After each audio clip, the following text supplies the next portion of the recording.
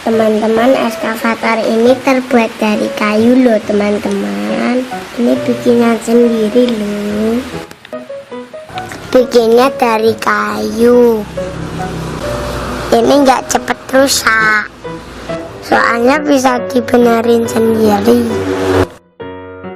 Kalau pakai kayu kan gampang benerinnya.